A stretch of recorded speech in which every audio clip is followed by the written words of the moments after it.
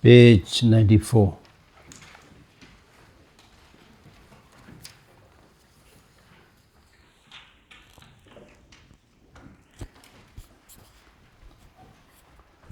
Process of death and conception. The causes of death. The causes of death are death from the exhaustion of lifespan. That's good actually. You finish your lifespan and then you have to go.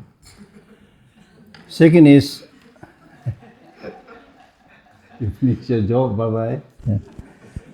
Second is death from deprivation of necessities. So that means your lifespan may not have finished, but you do not get the needed facilities for survival. For example, shortage of good food, other reasons, you die much before your time. So make sure you don't die before your time. Or death caused by food, as we discussed earlier. Majority of the death these days is food. As I said yesterday, all human, illnesses are from food. All kind of food. And the problem with the food, like any other things, is that you go to different hotels, different restaurants, have no idea how they have prepared the food, and especially some of the hotels, they never take responsibility about health of other people. They're just there to sell everything. And then probably they use the cheapest oil, cheapest product, So you need to be very, very careful. You need to be very careful. And it's very difficult to be careful because you are hungry. Okay, let us go and eat. Finish. So be careful. Especially when you are traveling, don't eat meat. Because in hot climate, hot country like India, all food, especially meat, they get, they go bad very quickly. You can be very, very seriously ill. Yeah. So these things, even if you are unable to do many big things, these things you should do. To be healthy, happy. Because when you get sick, it's a big, big problem. Even when you get sick just for a few hours, it's a big problem, you see. Right? So before you get ill, be careful. Be careful. Death caused by food. Actually, I don't know how to do it, but we should really. What kind of food is given in all these hotels? There's nobody checking the quality of the food. Sometimes they come and check the food. So supposed to be checking the food, but they eat, get a free lunch, free dinner, and go away. Then medication. Medication, generally speaking, is important, but then the kind of medicine that we get today, many are not genuine medicine. And if you think about this very industry of medicine making, it's a huge, huge business. So they come with all kind of things, saying this is good for this is good for that, this is good for that. And you are so gullible, you think this is true, and every morning you swallow a bunch of pills, good for protein, this, that, So the best is don't eat wrong food and try to not to depend too much on medicine and other treatments. Because these days, if you get sick and go to a hospital, you're already in the wrong hand in many cases. Because they are waiting there for your money. I'm not saying everybody, but majority place. And in some cases, they'll tell you that this problem is this, you need to undergo an operation, which actually may be not necessary.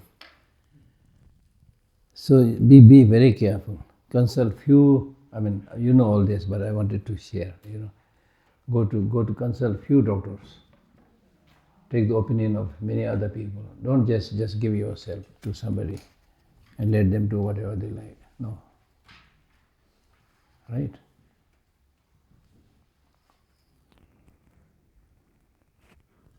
Medication and the like. So the causes of death are many, causes of life and health is much less. Consciousness at the time of the death.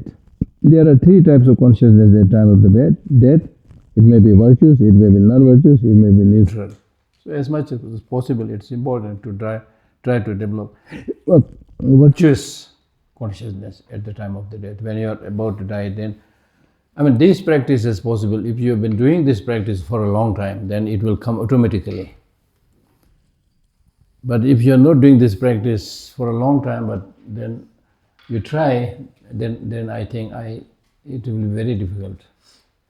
I would not even suggest that you try to do that at the time of the death.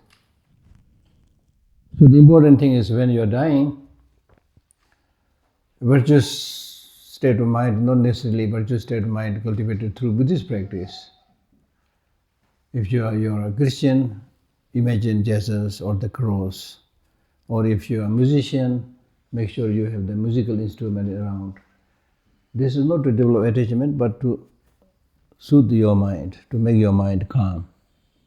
So you should, in that way, go to the next world peacefully. Virtuous dying consciousness, it is like rising from darkness into light with happy mind, preconditioned by the recollection of virtues like faith and so forth, whether self-initiated or encouraged by others. At the time of death, the body experiences no feeling of extreme suffering. If you develop that virtuous state of mind, this will be the situation. Non-virtuous dying consciousness. Non-virtuous dying consciousness occurs when we recall non-virtues such as attachment initiated by ourselves or inspired by others. So it is important. You have somebody who will remind you, inspire you with these positive practices, not somebody who will remind you about all the bad things. Now you are going, what should I do? Not those kind of things. No.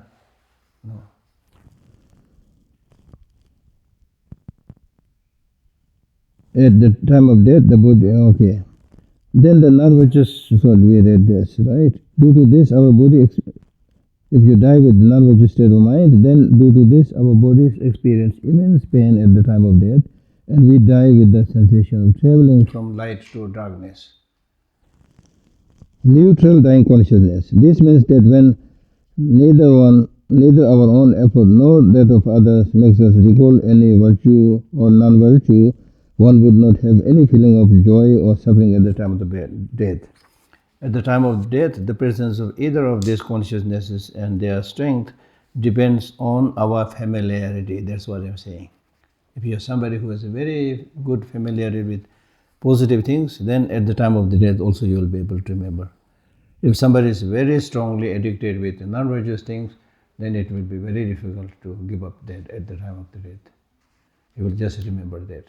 So that's why we have these stories of people who after death, they again come back, because of their obsession, attachment with the car or the family member. You see? We have many stories like that, saying that, okay, that's the consciousness of that person is still lingering around. So it will be very difficult to have a peaceful transition. Strength depend on our familiarity with each of them in this life. They continue as long as the gross sense faculties exist.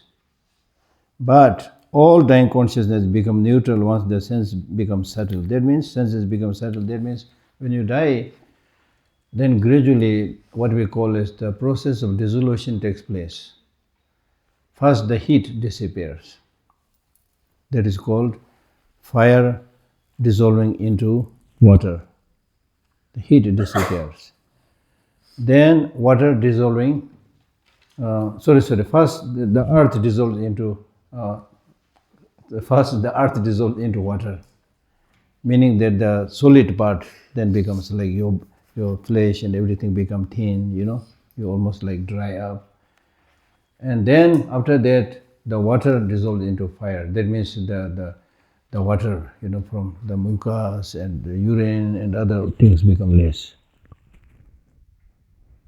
Then after that, the fire disappears, the heat and warmth of your body, right?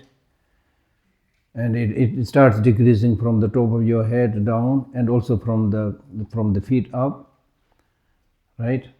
And then fire dissolves into wind or air. Wind, that means the heat disappears, only some kind of movement, little bit breathing still remains.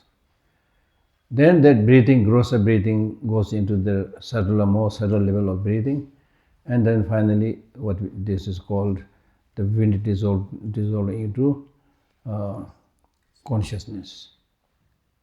Then consciousness dissolving into space, meaning that you then go back to the kind of primordial killer light mind.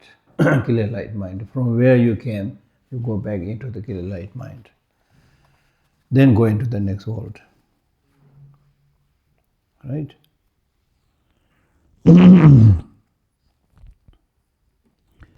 How the body loses heat. In those who are engaged in negativity, consciousness abandons the upper part of the body, and the torso is the first part to become cold as the warmth retracts towards the heart.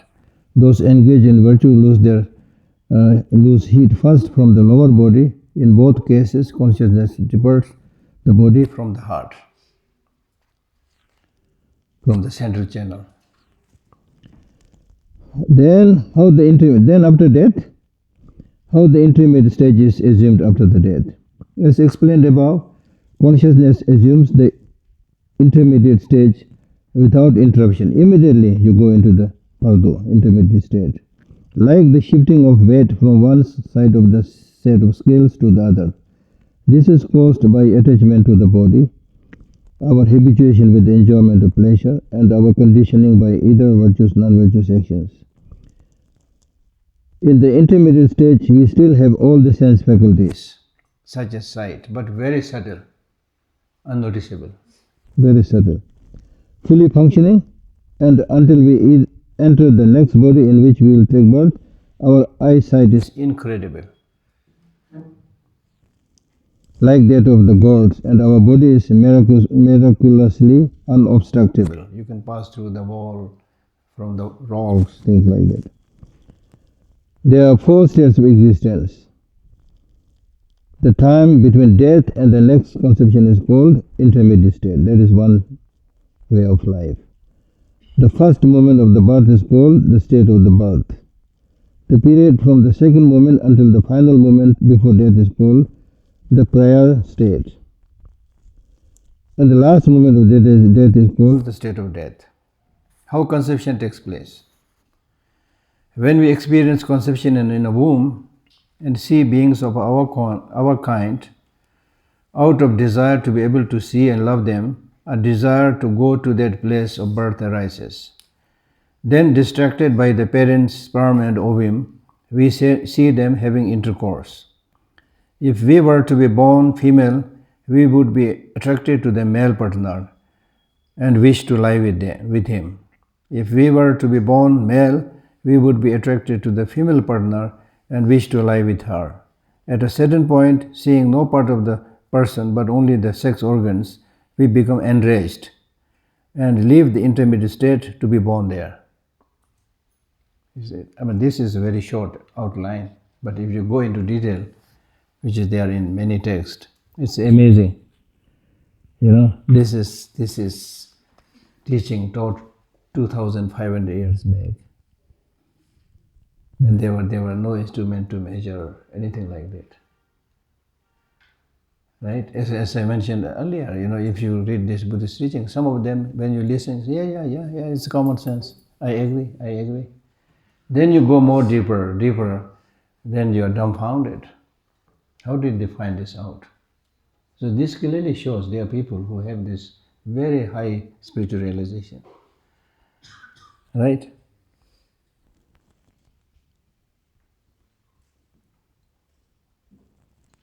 When we are born from heat and moisture, now with the birth there are so many. Some of the insects, probably scorpion, born from moisture. Some are born from heat. So that's why sometimes, without any reason, you see some insects coming up. It is due to a desire for smells. And when we are miraculously born, it is due to a desire of places. Birth from eggs follows the same sequence as birth from a womb. So birth can be from the womb, like human beings. It can be from the egg. It can be from the heat and moisture, and it can be a miraculous birth. In the case of some people who have higher realization, just like Guru Pema Sambhava, it is said he is born from lotus. Now here, it definitely is possible, but sometimes in ancient times people like this teaching so much that sometimes they exaggerate also. So those things you need to think carefully. And then it is clearly mentioned that it's not easy to take that rebirth. In the intermediate state, you are looking for, as I mentioned the other day, in the intermediate state, you are like a traveler, looking for a guest house in Meghalorganj or somewhere, looking for a guest house, right? So the future parents is like their guest house. So they cannot be the child of anybody. Many things are needed to have this connection, to be born as the child of their parents. The parents and the children should have same karmic disposition. And then the sperm and the egg of the future parents, they should be perfect. Sometimes one side is the egg is not perfect, other side sperm is not perfect, or both are not perfect. Conception doesn't happen. All these are explained in great detail. Now this can be actually, supported by scientific findings. There is a text, if you are interested, there is a text called by the Buddha, which is called Entering the Womb Sutra. Entering the Womb Sutra. So it explains in detail how the conception takes place, how that wandering consciousness enter into the parents' egg and sperm, and then after that, how the development takes place. Each of week, in the next more than 9 months, how the development takes place. This is all explained. And we published an article actually. Unfortunately, fortunately, it's in Tibetan, doing comparative study of the science and the Entering the Womb Sutra explanation. We published it in one of our science newsletter in the library some years back. So it's important to do those comparative studies, right? Then, as I mentioned earlier, in the intermediate state, the longest time is 49 days. Within 49 days, it is said that the intermediate state undergoes one small death. Small death means death. He dies there and then takes rebirth just there. Then dies, takes rebirth. If he is not able to go to find a new place, he has to stay in his own home there. So it is said after 49 days, somehow he will find a place to take rebirth. But in some cases, it may be just after 1 day or 2 days, he will find a place, right? Just like people coming from plain areas to Dharamsala, sometimes it's very easy to find a guest house. Sometimes it's very difficult. Because it's very difficult because number one, the room you wanted is not available. There are many rooms, but some of them are so pricey. The 5-star hotels, you can't go there. And some of them are less pricey, but they're so dirty, So it's not easy to find the. And then normally you come, just judging the advertisement. And the picture looks really nice, But when you actually go there, it's not that nice. So it's not easy. So therefore, I always tell people, you should not book a room in Dharamsala. If you are coming here for 1 month, don't book a room for 1 month right from the beginning. Just whichever room you think good, just book that for 1 day. Then you have enough time to go around and find the right room. How the intermediate stage is assumed after death. As explained before, consciousness assumes the intermediate stage without interruption. I read that. Now, how conception takes place? That also, yes, I read that one. The next is cultivation of the mind by contemplation of the 12 links of dependent arising. So this is basically talking about how we get entrapped or how we have entered into the cycle of existence. Divisions of the 12 links. The 12 links of the dependent origination are ignorance. So the main cause for our birth in the cycle of existence in samsara is ignorance, as I mentioned earlier. Now here when we say ignorance, it's not just any kind of ignorance, but the ignorance that makes you do the work to be born in the samsara. So this basically has two: ignorant of the law of causality and ignorance of meaning of suchness. So there can be many different types of ignorances. For example, in this text,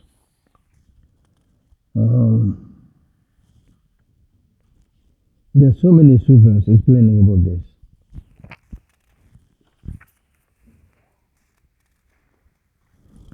Just to give you a brief idea, one of the sutra says, what is ignorance?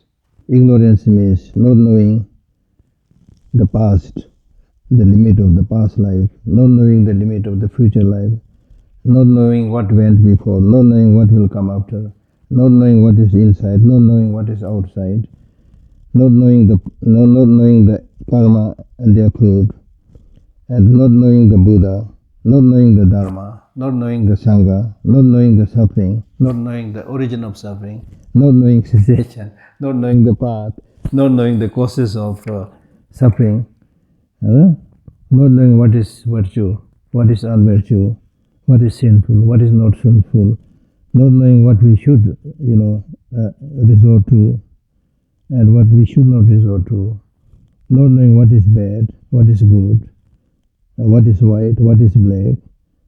So many things, right? So many.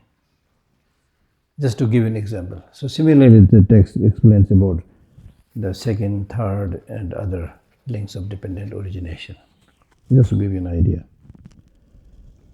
So here primarily this is to ignorant of the law of causality and ignorance of meaning of emptiness, suchness. Second link of interdependent origination is compositional activity. This is karma or action.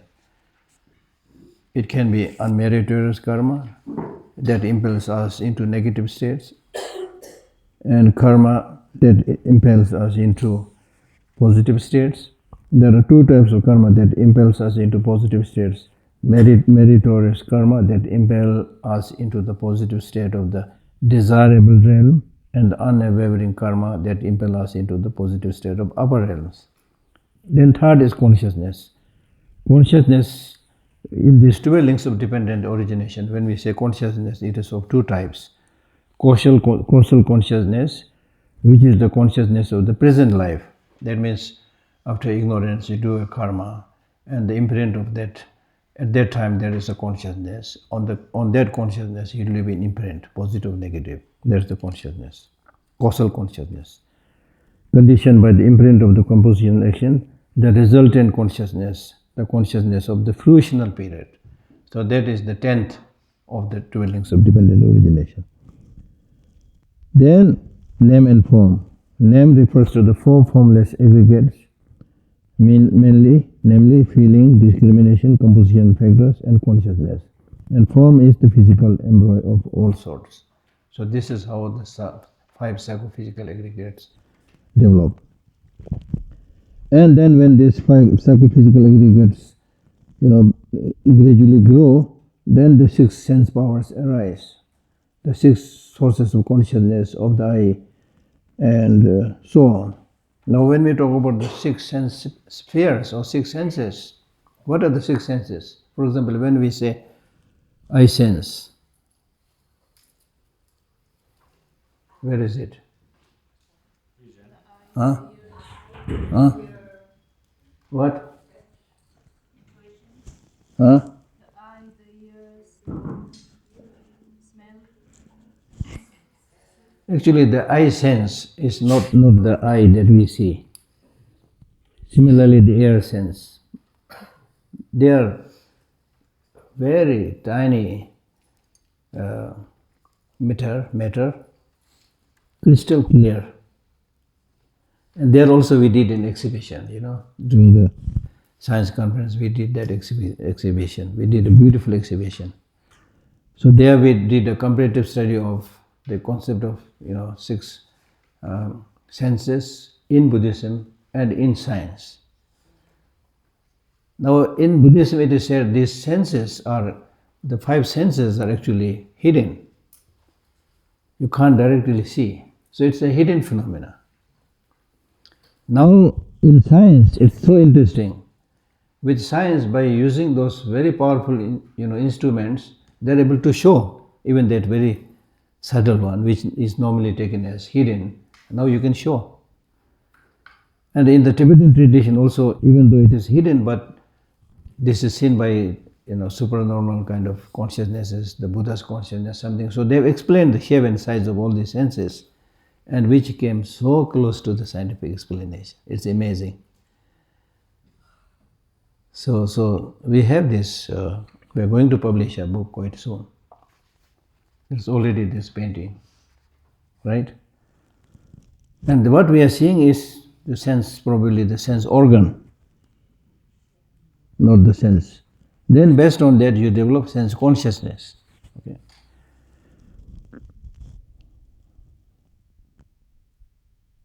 The 6 sources, the 6 senses are not consciousness. They are the sources of consciousness of the eyes and so on. Then gradually contact, that means the collection of 3 things, collection of the object. There should be a comma here. The collection of the object, senses, and consciousness. These 3 should come together. They discriminate whether an object is pleasant, unpleasant, and neutral. That is not saying that you are able to discriminate right now, but the capacity to discriminate now comes into being because of the contact or coming together of these 3 things: the object, the sense, and the sense consciousness. Then gradually when it grows, then you develop feeling. As contact discriminates the object, the feelings of pleasure, displeasure, neutrality are generated. And when you develop this feeling, then you develop craving, the sensation of wanting to be, craving here means the sensation of wanting to be rid of suffering and the sensation not to part with the happiness, how attachment, hatred, etc. arises.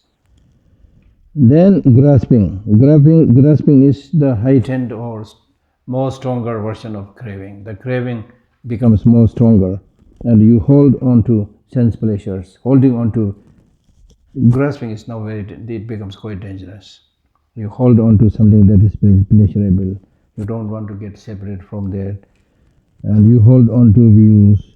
You hold on to wrong modes of conduct and hold on to the assertion of the self. And then the problem here is we have this very stupid way of seeing or holding on to things that is associated with you. If it is your cloth, You think it's better. Huh? When you are sitting, thinking, if I ask you, then you will not say, okay, mine is better. But that's not the way we think. In our normal, unquestioning mind, we think everything that you have is better. Holding on to it, grasping. From there comes attachment. From there comes hatred and fighting. Right? Holding on to wrong modes of conduct. Your behavior may be wrong, completely wrong. For example, you are following a particular teaching of a particular spiritual practice or particular philosophy. That philosophy may be wrong. The teaching may be wrong. But you will hold on to it. You will hold on to it. And then sometimes you, for example, in an extreme case, there are cults. I remember a group of cult in America. So the teacher, maybe under hallucination, whatever. So these people are actually very clever, very eloquent, and people start listening to them. The more they listen, the more they are trapped. Then gradually one day he was saying, he prepared a poison, and he said, on such and such morning, we should all drink this poison, and we'll all go into heaven. Then the American, armies or police, whatever, they noticed this in advance, and then caught all of them. These things happen. On a different scale, people who get addicted to opium, LSD, many others whose name I don't know even. Right? So there's no limit to ignorance and hallucination. So we need to be a little bit careful, because once you get habituated with that, addicted with that, then it's quite difficult to come out of it. Just as because we have been habituated with these negative emotions for so many years, so many lives, now we are struggling. The fact that you are here, the fact I am saying something is that we hope to change, come out of it. But not easy, because very quickly you will return back to the same usual way of life. And I'll tell you my own experience. When I was much younger and a student in the Institute of Buddhist Dialectics, which is near the temple, I graduated from there.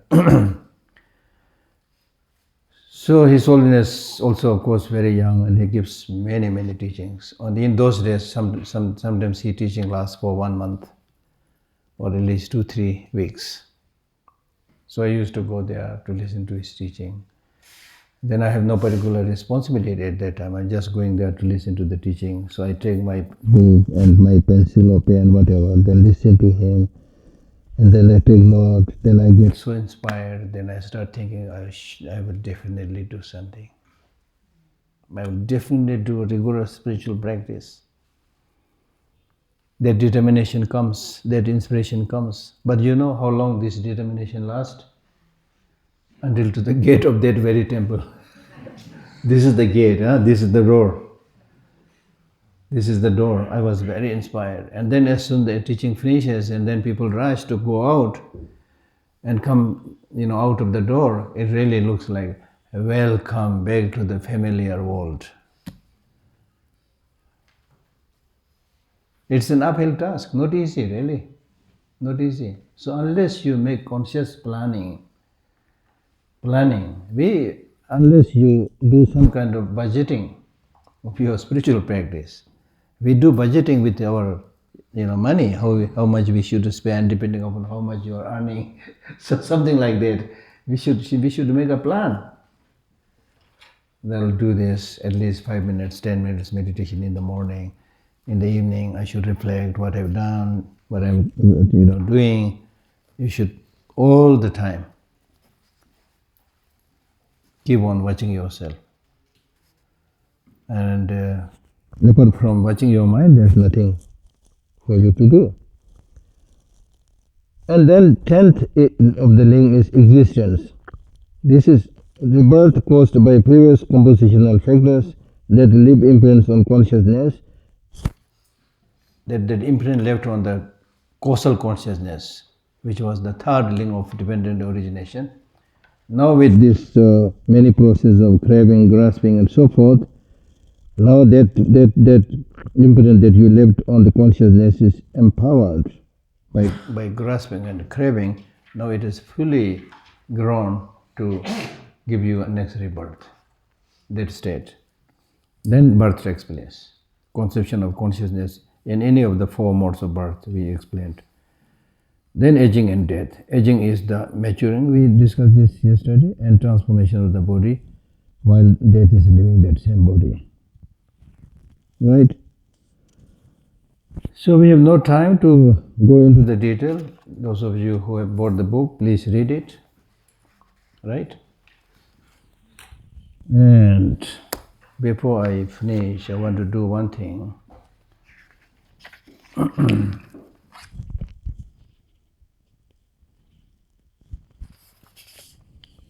Before we stop, I want to tell you the whole structure of the process of the Buddhist path, quickly.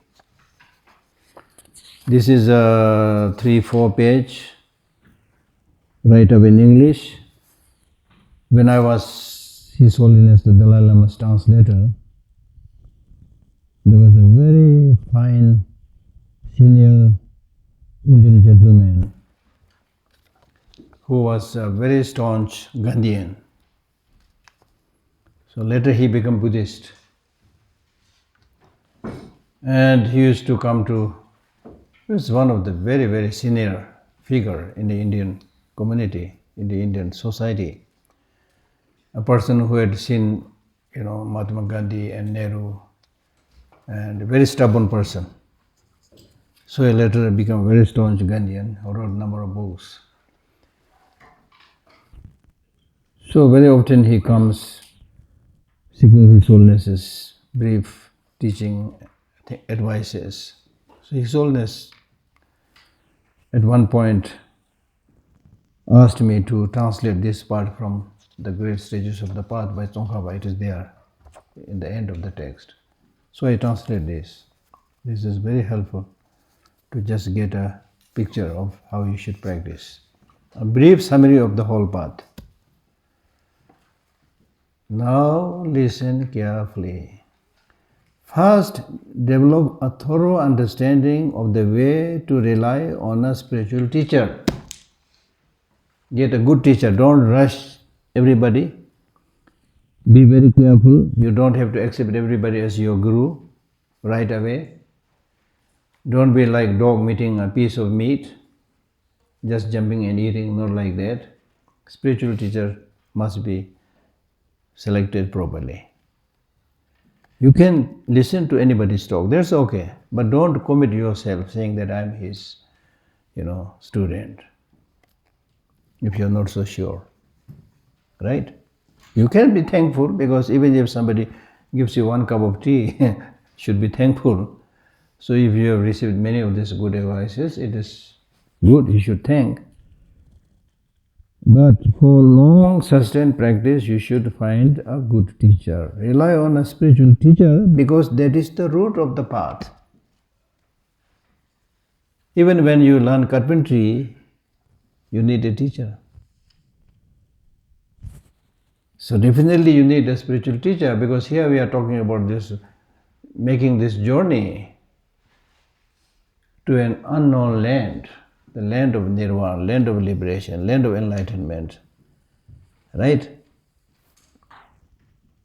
Because that is the root of the path. Second, an uncontrived desire to extract the essence of this life as a free and fortunate human being is important. As I mentioned repeatedly, you should recognize this precious human life. Don't take it for granted that you will get this again and again. Seize the moment, seize the opportunity, and make best use of this special human capacity. So that's what he's saying. an uncontrived desire to extract, to get the essence of this life as a free and fortunate human being is important, because if you have that, it will give you the inner impetus to do spiritual practice. It will make you do the spiritual practice. If you wish to develop it, meditate on the various aspects of freedom and good fortune. If you are unable to curtail your mental obsession with things of this life, you will be unable to generate an intense aspiration for the good of your next life. Right? Therefore, try to meditate on impermanence. That although you have found this very precious human life, but this is impermanent. We are not sure when we are going to disappear. Right? So therefore, because death is definite, you should also make a promise, I will definitely do Dharma practice. Because the time of death is indefinite, right? When you are going to die, not so sure, right? So therefore, practice Dharma right now. And then finally, with the realization that at the time of the death, the only thing that you can take with you, only thing that is beneficial is Dharma practice, nothing else. Therefore, try to meditate on impermanence. Because if you meditate on impermanence, it will reduce attachment. It will not make you planning for staying, and buying all sort of things. Just go to your own place, wherever you normally live, and see how much you have collected over the years, planning to live.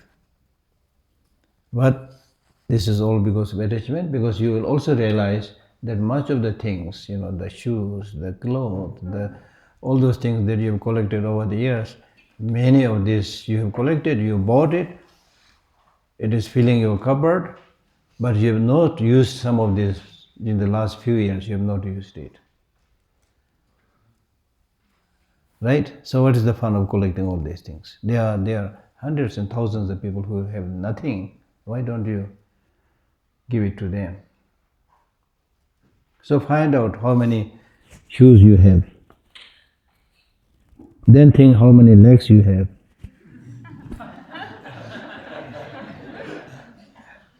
But unfortunately, as if adding fuel to the fire, we have this inner greed, and this greed is fueled and strengthened by external advertisement, by saying you must have these shoes for sport, you must have these shoes when you go to bathroom, you must have these shoes when you do rock climbing.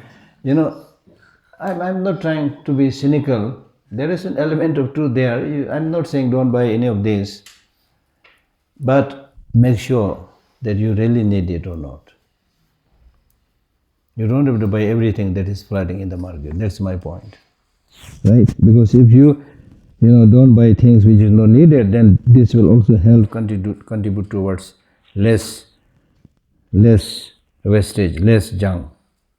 Therefore, try to meditate on impermanence, that the body you have now is short-lived, and that you will wander in miserable states of existence after death, if you have not done the right practice.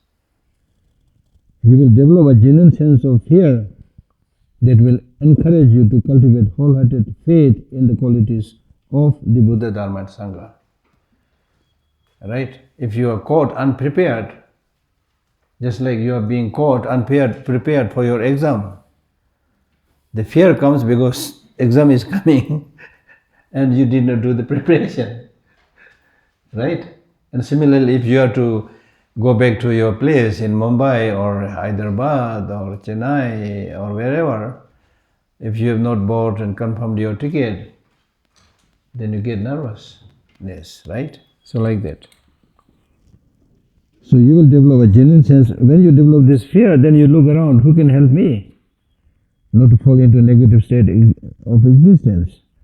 Then that will encourage you to cultivate wholehearted faith in the qualities of the three refuges, the Buddha, the Dharma and the Sangha. Then observe the common vows of taking refuge. When you take refuge, that means you need to do certain things. Then observe the common vows of taking refuge. That means having taken refuge to Buddha, you should not go to wrong teachers, like worshipping spirit, things like that. Then having taken refuge to the Dharma, whose essence is teaching compassion, teaching of compassion, right? So therefore don't harm others, right? And then by taking refuge to the Sangha, don't go with bad people, bad friends. So these are the vows that you should practice. By whatever means you can cultivate faith and trust in the law of causality. Now about this we discussed many times. The basis of all virtuous practices. If you have a very good understanding of how law of causality functions, then you will be very careful. Normally it is lack of understanding that we think it's okay. I do this bad thing, okay. I go with this bad person, okay. I take hashish, okay. I kill people, okay. Having made your faith firm with the law of causality, make efforts to embark on the practice of the 10 wholesome deeds. This is a good news. Now you all know the 10 wholesome deeds and 10 unwholesome deeds, the virtuous and non-virtuous deeds. So now you know, but you need to practice. And to refrain from the 10 unwholesome deeds. Engage in the path of the 4 powers, 4 remedial powers, that also you know. Right. So this part you already know, you have studied. It's only summarizing it. When you have been successful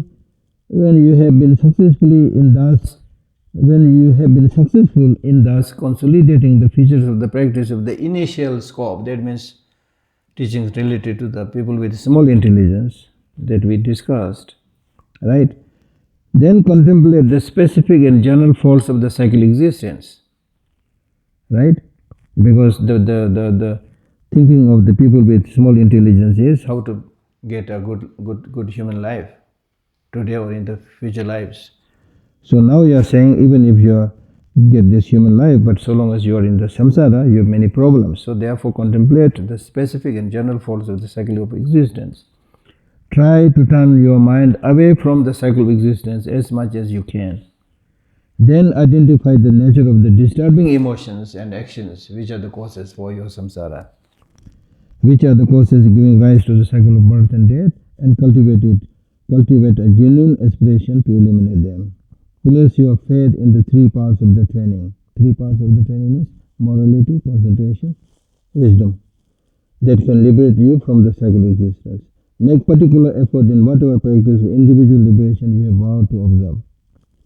When you have consolidated the practice of the initial and the middle scope, so now this will be of some interest, more interest to you, because we did not discuss much about this. A little bit we discussed. So this question about 12 links of dependent origination, getting liberated from samsara, achieving liberation, this comes in the topic for the people with small and middling intelligence. So when you have consolidated the practices of initial and middle scope, remember that like you, all mother sentient beings have fallen into the ocean of cycle of existence. Seeing this, train in bodhicitta, train in the awakening mind, which is rooted in love and compassion, and try to enhance it as much as possible. Without the awakening mind, without the bodhicitta, practice of the 6 perfections, the 2 stages of tantra and so forth will be like putting up the roof without first laying the foundations. When you have gained some experience of awakening mind, validate it in a formal ceremony. Then you actually receive the Bodhisattva vow in a formal ceremony. Initially you develop some appreciation, then on some important occasion, validate it in a formal ceremony. Make an effort to practice the precepts and try to reinforce your altruistic aspiration as much as you can. Listen to explanations of the extensive deeds of a Bodhisattva, and when you have understood what they entail, cultivate an intense aspiration to train in them. Having cultivated such an intense, receive the vow to engage in the Bodhisattva deeds. So, 2 things. First, you develop what we call as aspirational bodhicitta. Thinking that how nice if I become Buddha for the benefit of all sentient beings. This is just aspiration, which is very good. But still, you have not taken the vow. Then later on you take the vow saying, okay, now I will cultivate bodhicitta and I will practice the 6 perfections or 10 perfections and so forth. It is like the wish to go to Meghalorganj and actual going. Wish to go is good, but that will not make you reach there. So you take the vow and practice it. Having cultivated such an intention, receive the vow to engage in the bodhisattva deeds, then the precepts, train in the 4 ways of gathering others. 4 ways of gathering others means 4 ways of attracting other people into the virtuous path. So that means the 4 ways of attracting disciples and followers is number 1, help them actually, material help them, give something that they need. Not just talk, give something. When you give something, they will feel very close to you. Then speak sweetly, that means not sing a song, but give a teaching, then give teaching. And then having given the teaching, you should tell them, now you should practice, you should live this way. Okay? And then the 4th is, you yourself live in accordance with what you have taught. If you yourself don't practice, then the students or others will say, okay, this is just what he said, see? He told us not to eat meat, see, he's enjoying there. Like that. So if you undertake these 4 practices, train the 4 ways of gathering others in order to ripen their minds, and the 6 perfections for ripening your own mind. So 6 perfections are giving, morality, patience, effort, concentration, and wisdom. Make special effort to avoid major infractions of the vow at the cost of your life. Try not to spoil your practice with faulty actions, such as the small and middling downfalls. And if you somehow become contaminated, try to set things right. Then, since you should train particularly in the last 2 perfections, out of the 6 perfections, specially you should train in the 2 perfections. And when His Holiness, the Dalai Lama is talking about revival of ancient Indian tradition, it is primarily with this kind of practices, shamat and vipassana. Make yourself well versed in the ways of sustaining concentration, shamat, and actualize meditative civilization. Try as hard as you can to cultivate a genuine view of the 2 selflessness, that is vipassana, the selflessness of person and the selflessness of phenomena, free from the 2 extremes of permanence and nihilism. Having found that correct view of emptiness, learn how to sustain and maintain it correctly. Such concentration, shamat, and wisdom vipassana are known as calm abiding mind and special insight. They are not different from the last 2 perfections. Therefore, once you have received the bodhisattva vow, these are parts of the practice of its precepts. Okay? The more you meditate on the lower stages of these practices, the more you will aspire to attain the higher stages. This should be the way. This should be the way. The more you meditate on the lower stages of these practices, the more you will aspire to attain the higher ones. I need to go higher. I need to know more. That should be there. If that is there, it means you are really understanding the lower levels of the practices. If your lower levels of practice is not inspiring to go for higher practices, then you are not very successful. Okay? The more you meditate on the lower stages of these practices, the more you will aspire to attain the higher stages. And if the more you listen to explanation of the higher paths, your aspiration to practice the lower paths becomes stronger. That should be there. If it is there, your practice is hitting its target. Now, if you are, let us suppose you are claiming that you are doing the higher practices and then you ignore the lower practices. Mahayana is so important, Hinayana is useless. If you think like that, then you have not understood the teaching. You are doing wrong practice. Okay? If you attempt to put all your energy solely into developing mental stability or into a mere understanding of the view, without following any of the preceding practice, it will be very difficult for you to reach your target. Therefore, it is important to acquire a thorough understanding of the complete body of the path. That's why I am reading this. So you get a complete picture, so that all your practices are strengthening the other practices. Also, when you meditate on the stages of the path, remove conceptual thoughts and maintain a balanced mind. For example, if you find your respect for the spiritual teacher who guides you on the path is declining, you risk severing the root of all excellent qualities. That is also possible. We are ordinary human beings. For example, in the beginning you learn from a teacher.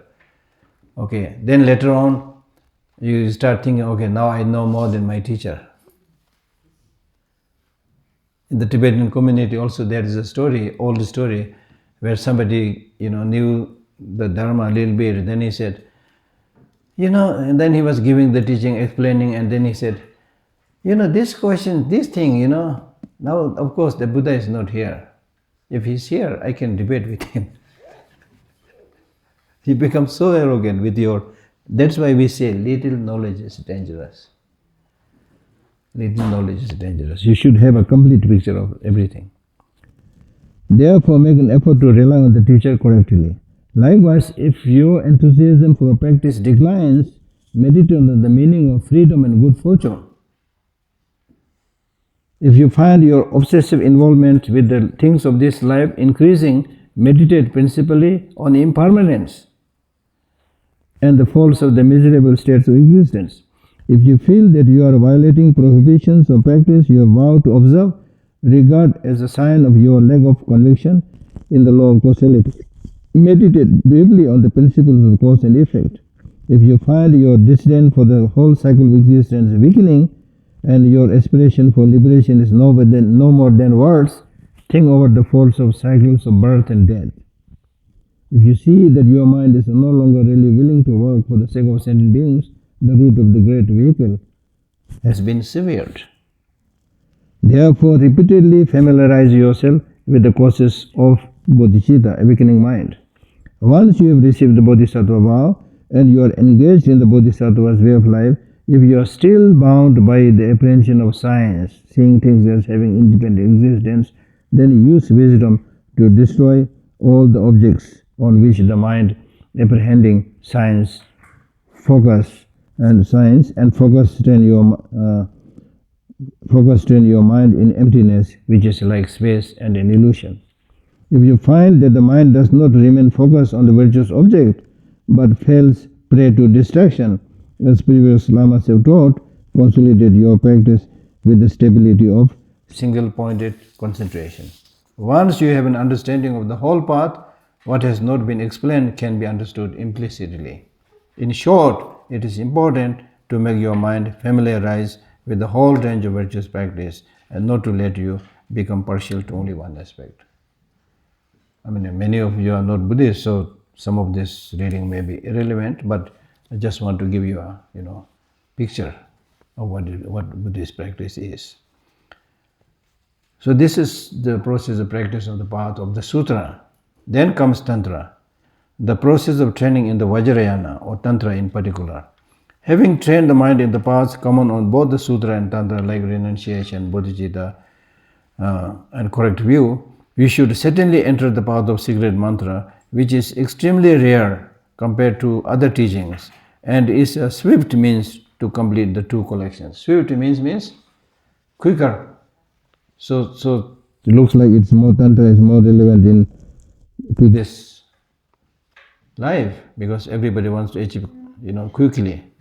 But the thing is, the quicker you go, there is more risk, greater risk also, unless you have the foundation. If you do so, then as is taught in the Lamp of the Path, this is by Atisha, first please again. Now here, pleasing and serving your spiritual teacher is more important. First please the spiritual teacher by treating him or her with respect and practicing what you are taught. So now please don't misunderstand. Both in Sutra and Tantra, pleasing the teacher primarily means doing what he has asked you to do, not making material offerings. Of course, if you like, you can make material offerings, but that's not main thing, right? So unfortunately, today teachers may be expecting some material offerings, and students are not making that many offering. So the situation is upside down. You see. So from the teacher's side, should not expect anything. And the most important practice, if the teacher is a good teacher, he will be happy with your practice, not with your gifts and offerings. Right? So that's the meaning. First, please the spiritual teacher by treating him or her with respect and practicing what you are taught. In the practice of Tantra, the practice of cultivating a relationship with the spiritual teacher is even more profound than was taught earlier in the Sutra section. Moreover, it is only appropriate to cultivate such a relationship with someone who possesses at least the minimum qualifications. First, you should receive initiation, tantric initiation, which is the factor that ripens the mind, as is taught in authentic tantric discourses. How does this initiation and empowerment work? It's like making somebody prime minister. If somebody is going to become prime minister tomorrow, and today he is not prime minister, do you think there will be a big, difference in terms of his personality, in terms of qualification with one night? There will not be much. But today, because he is not empowered, as the prime minister, he has no power. Tomorrow, when he is empowered as prime minister, he has such a big power. It is something like this. First, you should receive initiation, which is the factor that ripens the mind, as is taught in authentic tantric discourses. At that time, pay attention to the requisite pledges and vows. It's not good to receive initiation and don't practice the vows and pledges. You receive and protect them. Although you can renew your vows even if you suffer a root infection or if you violate them, such a downfall will greatly hamper the growth of the qualities of the path within you. Therefore, make intense efforts not to spoil your practice with major infractions. But if your practice does somehow become spoiled, implement the ways of setting things right. These are fundamental to meditation on this path. Without them, your practice will be like a dilapidated house whose walls have collapsed. A root tantra of Manjushri says, achievement of mantra or tantra by the morally corrupt is not taught by the sage, the Buddha. Thus, it is taught that those who do not maintain their vows will not gain any attainment, whether supreme, middling, or low. The highest yoga tantras mention that even if they practice, those who do not guard the pledges, who have received inadequate initiation, and who do not understand suchness will achieve nothing. Therefore, even if you claim to be meditating the tantric path, Therefore, even if you claim to be meditating on tantric path without observing the pledges and vows, you will be wandering far away from it. Regarding the process of meditation on the tantric path, those observing their pledges and vows should first meditate on generation stage.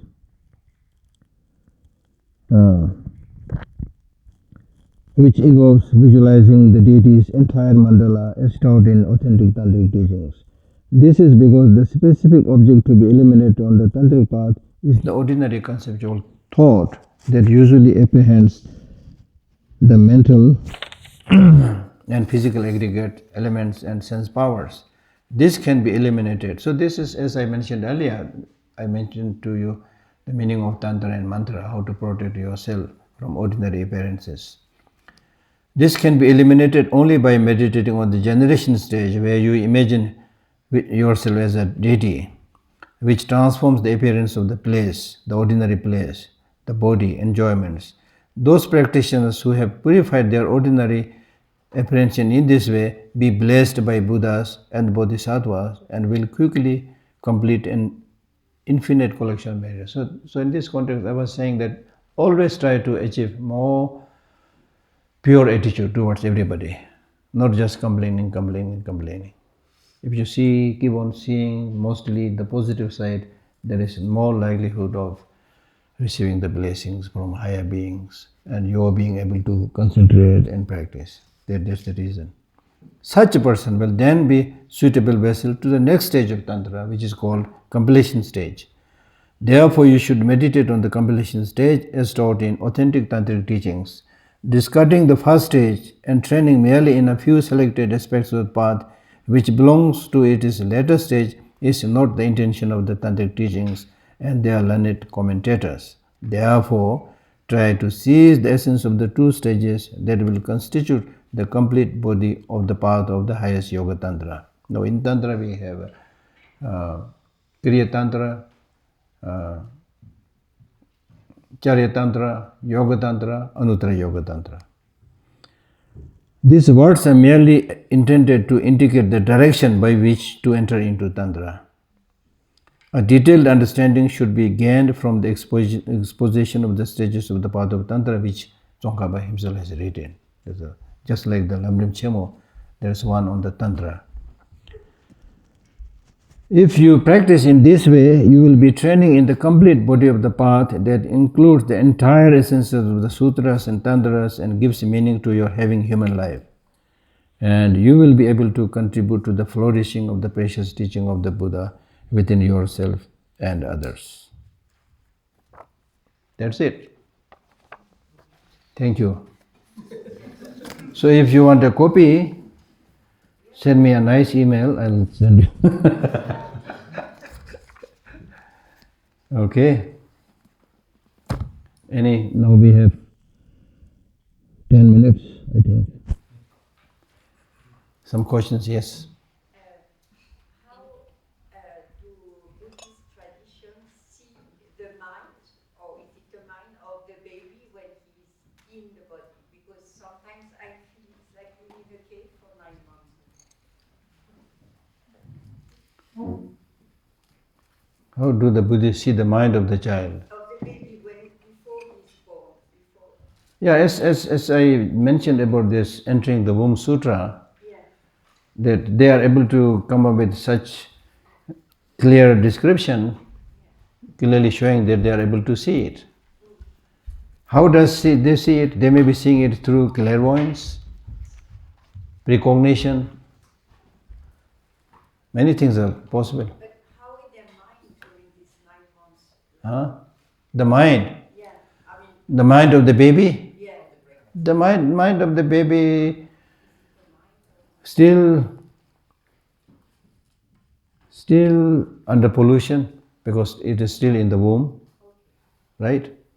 Because the I don't know, but the subtlest state of the mind may be similar to the grown-up mind, but the grosser level mind is very much dependent on the brain and other parts of the body, and the other parts of the body, brain, etc., are not well developed, so therefore there may be a limitation. Yeah. In order to practice Tantra, do you suppose to have do you have to be a Geshe or do you have to have Anybody. Anybody. Can you just start with Tantra? Yeah, why not? But the point is, at least you have some fundamental understanding of the Sudra teachings, like renunciation, bodhicitta, and shunyata. This must be there, right? Because if you don't have practice of renunciation, you will be entrapped in the samsara. And if you don't have bodhicitta, you will not have this wish to benefit everybody. Therefore, not possible to become Buddha. And if you don't have this view of emptiness, impossible to visualize yourself as a deity. Right? You can't just say, okay, I am Vajrasattva. In order to do that, you have to have a good understanding of shunyata, dissolve all the ordinary appearance. The other day I mentioned, Om So Bhava Shud, Sarvadhamma So Bhava Shud. You dissolve everything and see everything as having no independent existence. And through this understanding, you block these ordinary appearances. And then from that state of emptiness, you rise into the deity. Yeah. In Hinduism, there's a saying of Aham Brahmasmi, like self is God. And Chit Ananda, the truth of consciousness, is eternal bliss. And then they also say, I was never born, I will never die, for I am the eternal consciousness. And this life is simply Maya, just a dream, just a trip. And once the death of the body wakes you up, to being Brahman, to being God. So, what is the Buddhist view of this take that we? There may be, there's a Tibetan saying. Yeah. When a learned scholar says something, everything becomes true. So like that, everything can be interpreted depending upon. Like just by hearing what you are saying, there can be a lot of similarities. But the background may be different. You see, for example, we have been discussing about the continuity of the mind. Yeah. That there's no death in that sense.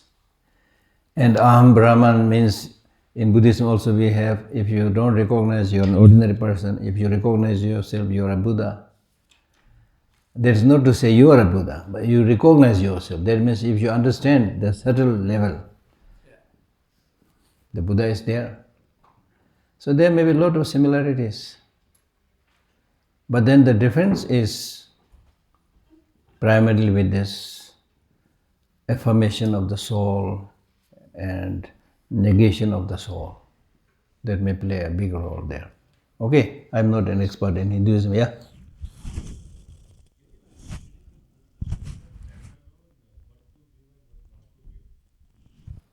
It says that we should give what is beneficial at the time of giving in present as well as in future, and we should not give anything which is beneficial only for present or only for future.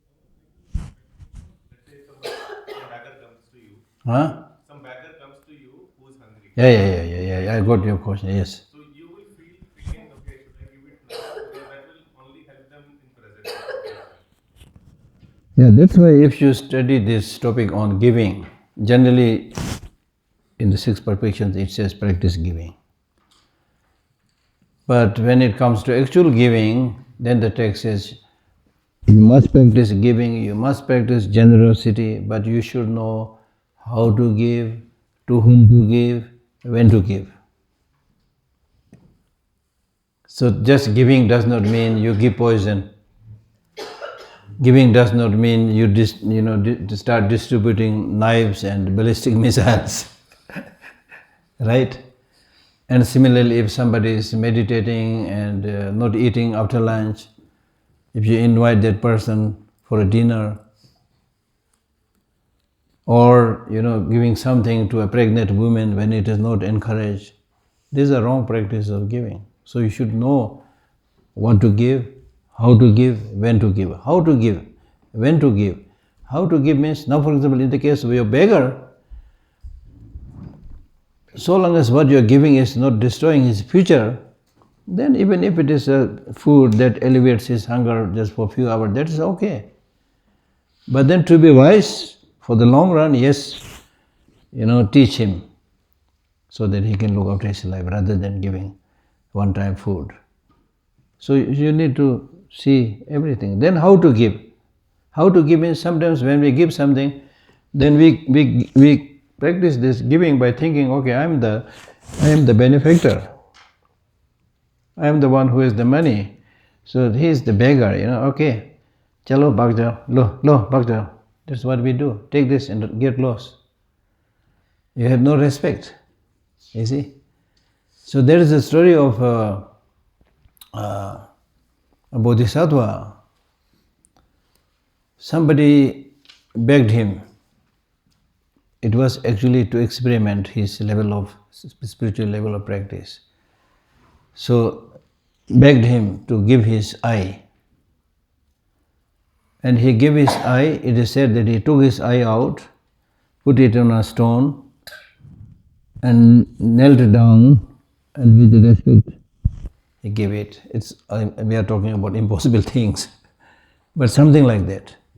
Because you are giving some money, but that beggar is providing you the opportunity to collect merit.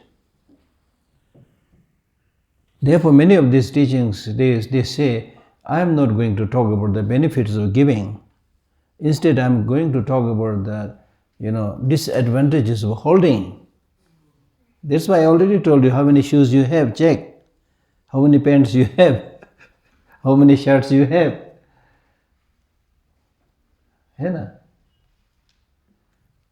Right? Yeah. Does the Womb Sutra also talks about the impact that the mother's mind can have on the baby's mind?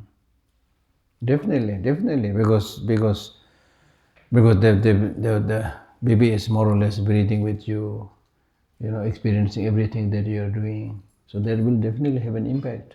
Not even otherwise, even in the case of grown-up people, if you associate with a good friend, good teacher, that will have an impact on your mind.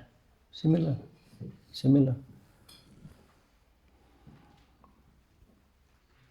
Yes. Is there from a Buddhist perspective any way to create so-called secular art, be it visual art, painting, poetry, or music, that benefits other sentient beings and that is of true service to them? In other words, can art be a way of dharma practice? Yes. Without necessarily being explicitly Buddhist art? Possible, but in the long run, just by looking at an art, I don't think you will get enlightened. But at least, art, culture, the environment, helps people remain calm, less violent. These things are possible. So therefore, there's a story of Buddha himself being a very great artist. Right? He participated in shooting. He was number one. He participated in playing some instruments. He was number one. For example, if you listen to this story of his competing with a very famous violin or something player at that time. So he was so good. They competed. First, the instrument has like 6-7 strings. So both were so good. Then they broke one string. Still both are so good. Then gradually there's one string, only one string. Still that person was able to play. And then finally the Buddha said, okay, now let us play without a string. And then he could not compete the Buddha. There are stories like that, you see. Yeah. So what we just read and you explained, there is the going back to the clear light as part of the death, right? In this state. But then it talks about attachment and wanting to feel love and happiness, and that's the reason for coming back. But as far as I understand, in the clear light state, there is only love. So why to desire to go back? I don't know. I never experienced this clear light. I'm here to die. And I went through it, I don't remember. But this is a good point, because if you read some of the stories, the books that is written on the near-death experiences, then in the Tibetan society we have many people who are called as Delog. That means people who died and came back. So people who died and came back, they come back with changed character, changed behavior, becoming more compassionate. And in the near-death experiences also they say things like that. And they, according to what they've written, they say when you die and go, then you are welcomed by a light, white light. Light, you go through a channel of light. And then light is really not hurting, it's a very soothing, you feel great peace, things like that. But that I don't know is true with everybody. If that is true with everybody, then in Buddhist tantric practice also we talk about experiencing clear light. Right? So there's a lot of similarity, but that doesn't mean, but then it is explained that clear light itself is probably neutral. Because it only gives you an opportunity to use your wisdom to understand the ultimate reality. Right? So that's why we say the fundamental nature of the mind is clear light. It is not contaminated. But not necessarily that is virtuous. That must be transformed into a virtuous state. Okay? Yes? So, my impression is that many people have sort of in recent years come to Buddhist psychology because with a lot of these aspects, it's easier for us to test, kind of the test like gold from the Buddha, and also because of the initiatives you mentioned with the fMRI scans to give us faith that these things actually, are going to work for us. But then to sort of graduate and become, I guess, a true practitioner in the text it talks about having disgust at samsara, and I think to get to that level requires a kind of stronger faith in the idea of rebirth, which is obviously much more difficult for us to test, and depending what culture we've come from. You mentioned some of the studies of rebirth. My understanding is that they've been fairly heavily critiqued as well at the same time. So the question is, you mentioned earlier, yesterday or the day before, about the kind of search parties that found His Holiness and the tests that happened. My understanding is that those things happen relatively regularly with kind of finding reincarnations of tulkus and that kind of thing. So have senior Buddhists ever kind of considered, or has it happened, increasing the transparency around, I know it's reincarnation, but I think it would also increase faith in rebirth, so you could like invite academic researchers along just to observe the search parties, observe the tests that the children carry out, to then report on that, and then rather than sort of having faith in what being told, because also obviously there are some cases where maybe it goes wrong and there's politics, obviously two different karmapas were found, and probably there's only one real karmapa. So very true, very true. So this is very, you see, so that's why these days we talk about geopolitics of reincarnation. Because, you know, whether it's reincarnation, whether it's business, whether it's politics, whether it's religion, these are all human activities. Whether it's science, whether it's technology, these are all human activities. So long as, or even artificial intelligence, so long as these are handled by human beings, it may be misinterpreted. It can be misused. So you have 2 karmapas, or 3 karmapas, even 4 karmapas, right? So it's very tricky. So that's why we are not saying stop all this, because it's like then throwing the baby with the bathtub. We should not do that. But at the same time, as you rightly mentioned, that it's really, really important to analyze all this with unbiased mind. Unbiased mind. So that's the reason His Holiness has initiated this study of science in the monasteries. And we have completed 25 years doing that. And now even the Thukdam, you know, there are groups are formed to do research on Thukdam, how it's taking place, right? So this definitely should be done. Because His Holiness said that through scientific and other unbiased investigation, if certain aspects of the teaching of the Buddha is found wrong, we should have the courage to accept that. Yes, it is wrong. But that should not be done lightly, you know, improper, with just some rudimentary examination, then say, that should not be done. Otherwise, very important. Because in today's world of science and technology and free mind, you know, democracy, things like that, it's important to investigate everything and follow the correct one. But unfortunately, again, even science is becoming very dogmatic. Even science is, in many cases, becoming another dogmatic religion. So unless there is a genuine flexibility of the mind, it's an uphill task. Not easy. But that doesn't mean you should not start. At least, I always say, at least in your case, through your own judgment and experience, if you don't find something right, you have every reason not to follow it.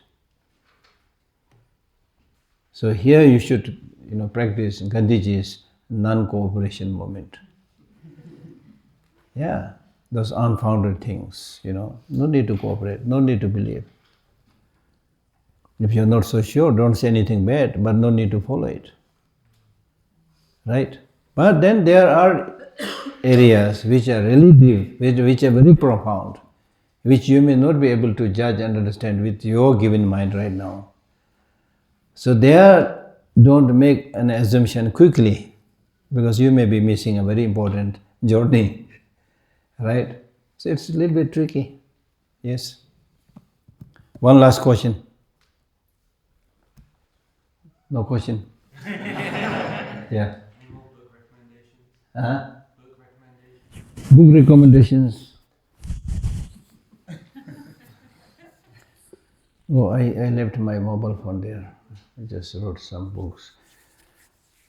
For easier reading, there is a book called Buddhism for Busy People. It's written by an Australian. And I read it. Not only I read it, I gifted this to many people. Because to start with, it's important to speak and say in a language, which is really easy to understand. Then I recommended to you yesterday, The Universe in a Single Atom. Then I recommended you to read this book. I recommended the Beyond Religion. Then another book that I would like to recommend is Universe in a Single Atom. Universe in a Single Atom. This book is not necessarily a very easy, delightful reading, but the good thing with this book is many people, who read this, they said, by reading this book, I really knew a lot about science. Many who read it, they said, by reading this book, I really understood Buddhism. So there's this comparative study of Buddhism and science on consciousness and so many aspects. So that I would recommend. Right? What was the Dhammapada commentary you mentioned yesterday? Actually, Dhammapada is there. In the case of Dhammapada, interestingly or luckily, you have at least, I have seven commentaries or seven different versions of Dhammapada, including the one from the Sarvapalli Radhakrishnaji, the former Indian president, was a very great scholar. There are many, but the one book that I was thinking about recommending is, I forgot the name. I have it on my mobile phone. I'll let you know. Also, how do you see the mantra? Maybe you can go and put your hand in my bag and bring that mobile phone. Don't touch the money, okay? Don't touch the euros and dollars. Oh, you analyze here, yeah. Analyze here. Bring my mobile phone. This morning I took some photos of some of these books. I have so many books. If you listen to me, you will end up buying all books and all your money will be gone. Thank you.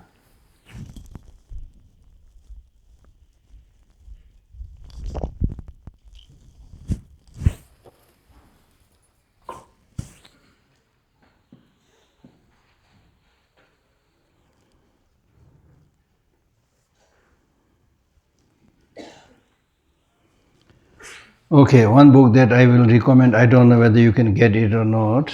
There is a book called The Tibetan Book of Meditation by a lady called Lama Kirsti Megnale. The Tibetan Book of Meditation. It's a very old book and very good teaching on meditation by Lama Kirsti Megnale, Mcnally, Megnale. That's a good book. And then the other book, Dhammapada, I already mentioned. And then there is a book called The Buddha by Karen Armstrong. Have you read that book? You read that book. Very good book, right? She I think she's still alive, the writer. She was a Christian nun and she has written many books. And probably one of the first books that she wrote was Through the Narrow Gate. She was a Christian nun, I think for 7 years. Then she ran away through the narrow gate. And she's a very famous writer. She has written some nice words to this book, Universe in a Single Atom, on the cover, Karen Armstrong. So her book, The Buddha, is a New York Times bestseller. Not because of that, but I read it. It's a very good book, very good book. Okay, then the one that I'm recommending everybody, and especially you, Basic Teachings of the Buddha. Basic Teachings of the Buddha, a new translation and compilation with a guide to reading the texts by somebody called Glenn Wallis, Glenn Wallis. Galen Wallace. Very good book. Too much. Okay, enough.